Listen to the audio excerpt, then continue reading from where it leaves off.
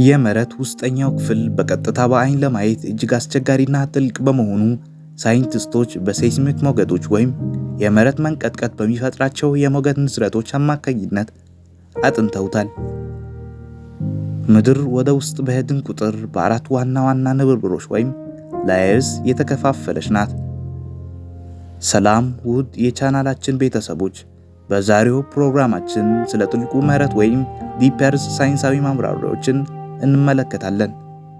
ከማየታችንም በፊት ሳይንሳዊና አዳዲስ መረጃዎች እንዲደርሰው ቻናልን ሰብስክራይብ በማድረግ ቤተሰብ ይሁኑ። በረከት ደሳሪ ነኝ። ወደ ዛሬው ፕሮግራማችን እንለፍ።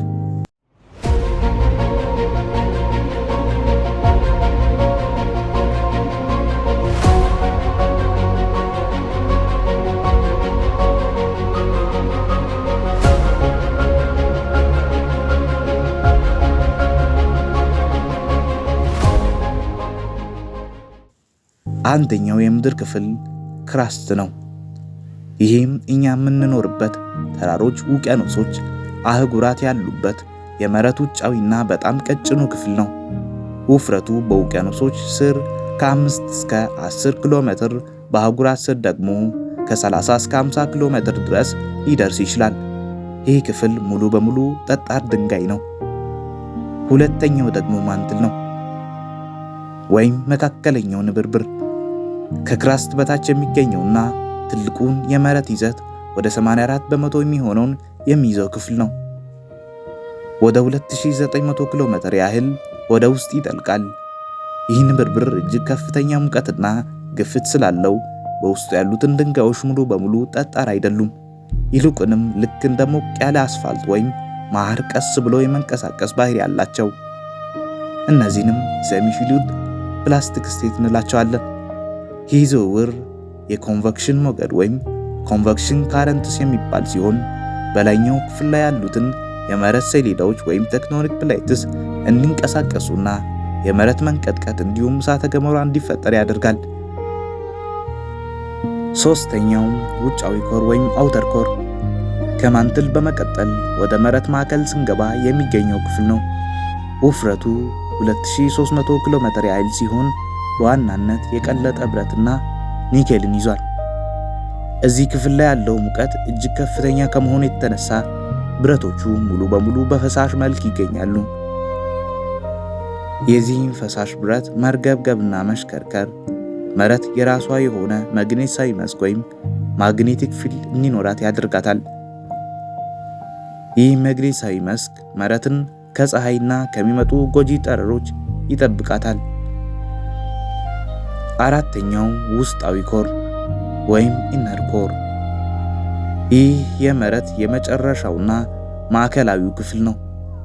ዲያሜትሩ 1220 ኪሎ ሜትር ገደማ ሲሆን ልክ እንደ ውጫዊ ኮር ሁሉ ከብረትና ከኒኬል የተሰራ ነው። ልዩነቱ ግን እዚህ ክፍል ያለው ሙቀት የፀሐይን ወለል ያህል እጅግ ከፍተኛ በግምት 5200 ዲግሪ ሴልሺየስ ቢሆንም ከበላዩ ባሉት ንብርብሮች ምክንያት የሚፈጠረው የስበት ክብደት እጅግ የበረታ በመሆኑ ብረቱ ሊቀልጥ አልቻለም። ስለዚህም ውስጣዊ ኮር ሙሉ በሙሉ ጠጣር ወይም ሶሊድ ኳስ ነው። አምስተኛው ሊቲዮስፌር። ይህ ክፍል ሙሉውን የመሬት ቅርፊት ወይም ክራስትና ማንትል የላይኛው ጠጣር ጫፍ በአንድ ላይ የሚያጠቃልል ነው። ውፍረቱ እስከ 100 ኪሎ ሜትር ይደርሳል። ይህ ንብርብር ወደ ተለያዩ ክፍሎች የተሰባበረ ሲሆን እዚህ የተሰባበሩ ክፍሎች ቴክቶኒክ ፕሌትስ በመባል ይታወቃሉ። እኛ የምናያቸው አህጉራትና ውቅያኖሶች የተሸከሙት ሰሌዳዎች እነዚህ ናቸው። ስድስተኛው አክቲኖስፌር ተለዋዋጩ ንብርብር ከሊቶስፌር በታች የሚገኘው በማንትል የላይኛው ክፍል ውስጥ የሚካተት ንብርብር ነው። ከ100 እስከ 660 ኪሎ ሜትር ወደ ውስጥ ይጠልቃል። እዚህ ክፍል ላይ ያለው ድንጋይ በከፍተኛ ሙቀት ምክንያት በከፊል የቀለጠና የለሰለሰ በመሆኑ በቀላሉ የመፍሰስ ወይም የመንቀሳቀስ ባህሪ ያለው። የላይኛው ሊቲዮስፌር የመሬት ሰሌዳዎች በዚህ ለስላሳ አስትሮስፌር ላይ የተንሸራተቱ ይንቀሳቀሳሉ። 7ኛው ሚዚዮስፈር የታችኛው ማንትል ከአስትኖስፐር በታች እስከ መሬት እምብርት ወይም ኮር መጀመሪያ ድረስ ያለው ሰፊ ክፍል ነው። እዚህ ክፍል ያለው ሙቀት እጅግ ከፍተኛ ቢሆንም ከበላዩ ባለው ከፍተኛ ጫና ወይም ፕሬሸር ምክንያት ድንጋዮቹ ከአስትኖስፐር ይልቅ በጣም ጠንካራና ጠጣር ናቸው። 8ኛው የሽግግር ቀጠናዎች በእነዚህ ንብርብሮች መካከል የሴስሚክ ሞገዶች ፍጥነት ባህሪ በድንገት የሚቀያየርባቸው መስመሮች ወይም ቀጠናዎች አሉ። ለምሳሌ ሞሆ በክራስትና በማንትል መካከለኛው የሚገኝ የሽግግር መስመር ነው። ጉተንበርግ በማንትልና በፈሳሹ ውጫዊ ኮር ወይም አውተር ኮል መካከል የሚገኝ የድንጋይ የድንበር መስመር ነው። በተጨማሪም በዘመናዊው የጂኦፊዚክስ ጥናት የተገኙና በጥልቅ መሬት ውስጥ እጅግ ወሳኝ ሚና ያላቸው ሌሎች ክፍሎችና ክስተቶች የሚከተሉ ናቸው። 9ኛው ዲ ደብል ፕራይም ቀጠና ወይም ዲ ላየር።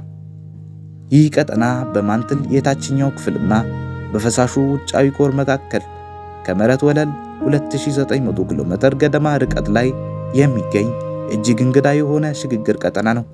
ውፍረቱ ከ200 እስከ 300 ኪሎ ሜትር ይደርሳል።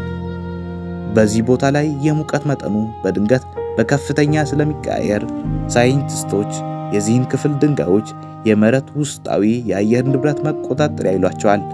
እዚህ ቀጠና ላይ ያሉ ድንጋዮች በከፊል ቀልጠው ወደ ላይ የሚተኮሱ እሳተ ገሞራዎችን ወይም ማንትል ፕላሚስን ሊፈጥሩ ይችላሉ።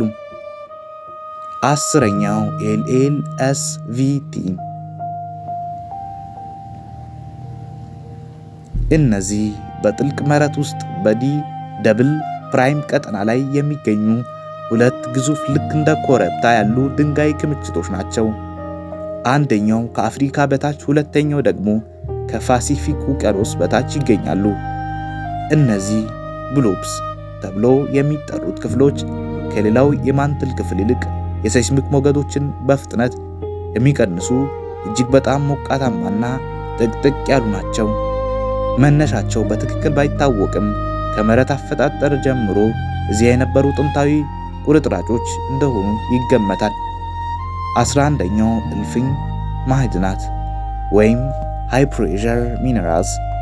በጥልቅ መሬት ውስጥ ያሉ ግፊት ወይም ፕሬሸር እጅግ የበረታ በመሆኑ በላይኛው የመሬት ክፍል ላይ የምናውቃቸው ማዕድናት ቅርጻቸውና ባህሪያቸውን ሙሉ በሙሉ ይቀይራሉ። ለምሳሌ ኦሊቪን በማንትል የላይኛው ክፍል ውስጥ የሚገኝ አረንጓዴ ማዕድን ሲሆን ወደ ውስጥ እየቀለጠ ሲሄድ ግፊቱን ለመቋቋም ወደ ዋት ሲ ላይት ወይም ዋስላይት እና ወደ ሪንግ ዳይላይት ይቀየራል።